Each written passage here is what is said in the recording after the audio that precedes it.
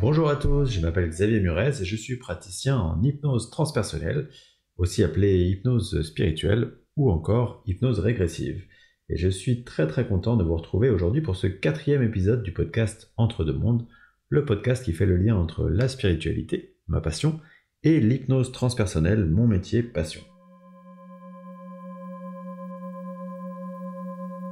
Alors, en bref rappel, l'idée de ce podcast, c'est de vous présenter ma compréhension subjective d'un thème de spiritualité, donc un thème par podcast, et de l'illustrer avec un court extrait d'une séance d'hypnose transpersonnelle.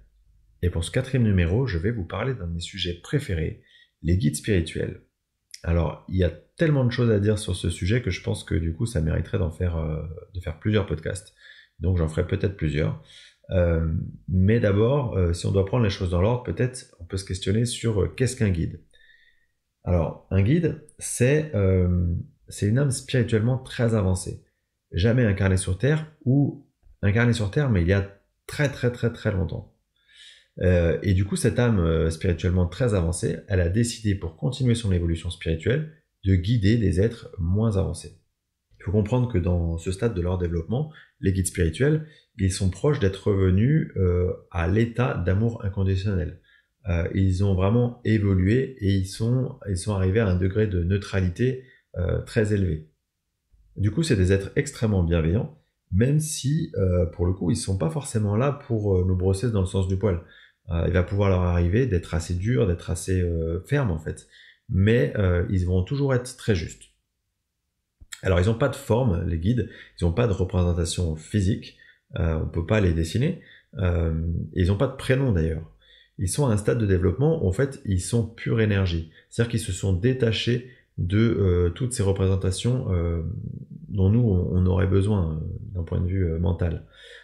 Ils ont ce qu'on appelle une signature vibratoire spécifique, et c'est comme ça qu'ils se reconnaissent, ou qu'ils peuvent être reconnus. Par contre, quand ils veulent se manifester à un médium, ou en séance d'hypnose transpersonnelle, ils vont pouvoir prendre une forme physique ou pouvoir nous donner un prénom. Mais ils vont le faire parce qu'en fait, notre mental, il aime bien se représenter les choses. Ça nous rassure de comprendre les choses sous un angle qu'on connaît, un angle physique. Maintenant, à quoi sert un guide ? Eh bien, un guide, en fait, il va agir en soutien dans votre incarnation. Il est prêt à vous aider et il est connecté à vous à chaque seconde de votre incarnation. Leur rôle, c'est de nous orienter, c'est de nous réconforter, de nous avertir quand il y a des potentiels dangers. En gros, c'est de nous guider, hein, tout simplement. C'est le principe, mais ils sont là vraiment pour nous aider à avancer.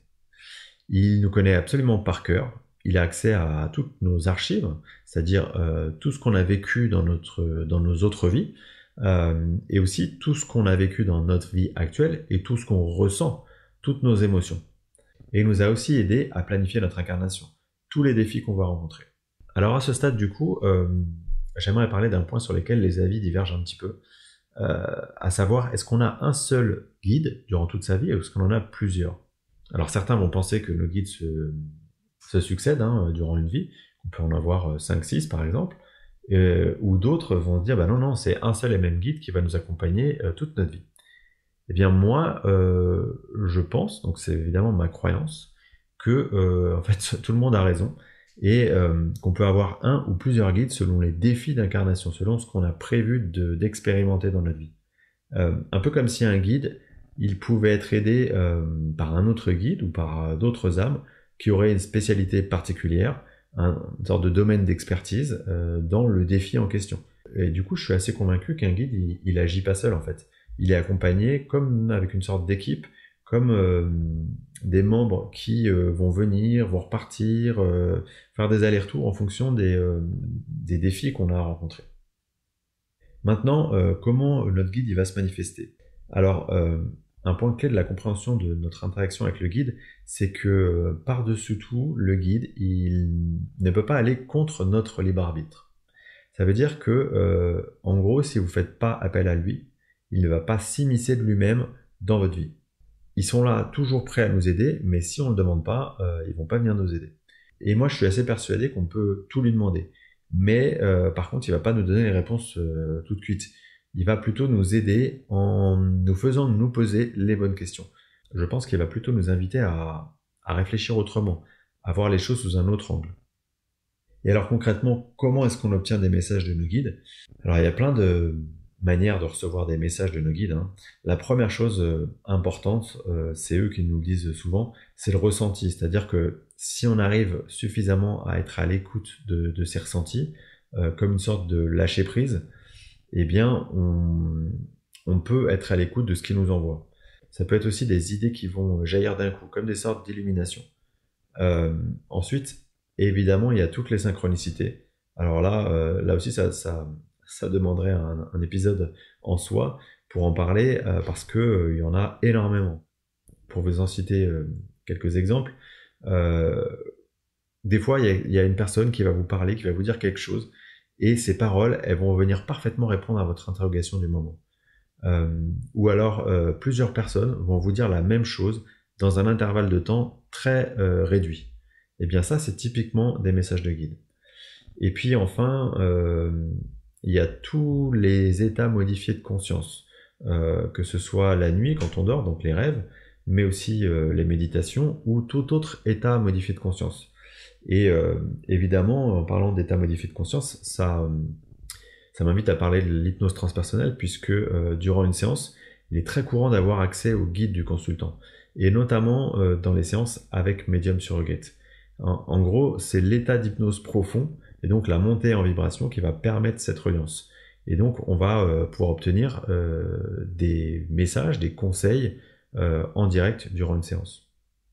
Alors concernant la littérature, il y a beaucoup d'ouvrages sur le thème des guides, donc je vais pas vous en faire la liste parce que je pense déjà que je pourrais pas vous en faire la liste, mais je vais vous en citer trois que moi j'ai bien aimé. Alors il y a Communiquer avec ses guides spirituels de Rebecca Rosen, c'est une américaine qui a écrit un livre qui est très simple à lire, très facile et surtout extrêmement pratique.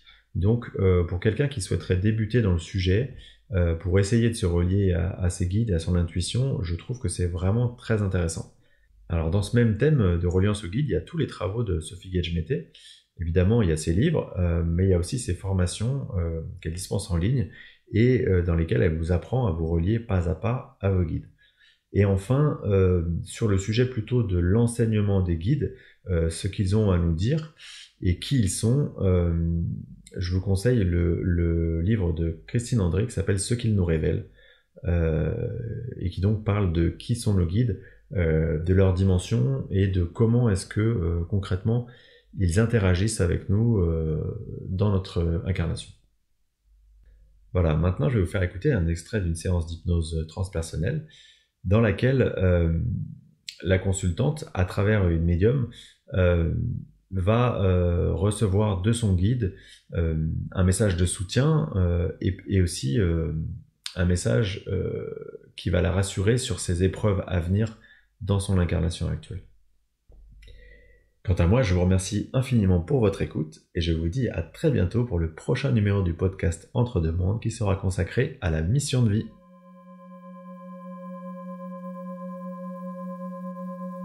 Est-ce qu'il a quelque chose d'autre à nous dire, son guide? Il dit qu'il est là. Et il faut qu'elle s'en rappelle. Il faut qu'elle le sache. Qu'elle n'est pas toute seule. Comment est-ce qu'elle peut faire pour communiquer avec lui au quotidien? Elle peut lui parler parce qu'il l'entend tout le temps. Et comment elle peut recevoir les messages, elle, de son côté? Alors, dans ses rêves, et elle peut demander des signes. Elle peut demander des signes, d'accord. Oui. Il est très gentil. D'accord.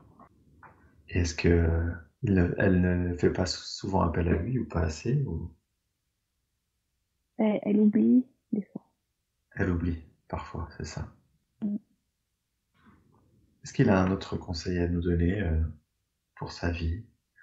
Mais je le vois vraiment en haut de cette montagne, enfin de cette pente, il est en haut. Ah, Il c'est est là comme, comme du temps de la main, en fait. Elle va y arriver. comme s'il l'attendait en haut et qu'il l'aide à gravir la montagne, c'est ça? C'est ça, oui. D'accord. Eh oui. D'accord. Tu m'as dit tout à l'heure que Comment il s'appelait ce guide? Jean. D'accord. Mais Jean, c'est plus pour montrer la simplicité. C'est quelqu'un de très simple.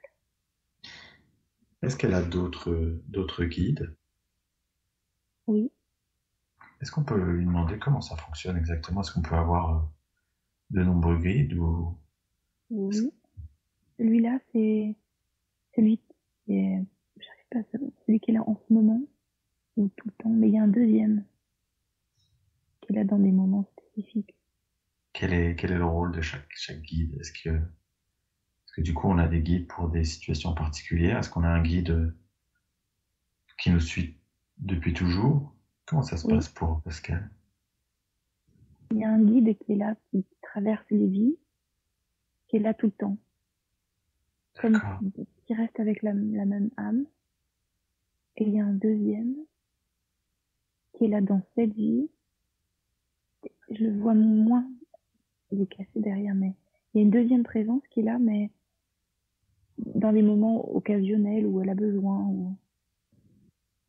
Est-ce qu'ils sont sur les mêmes plans ou est-ce que c'est des plans différents? Je trouve que c'est les mêmes plans, mais il y en a un que je perçois moins. Et est-ce qu'ils du coup ils changent aussi en fonction des périodes de notre vie ou des épreuves qu'on a à Oui, passer? oui, ça peut arriver.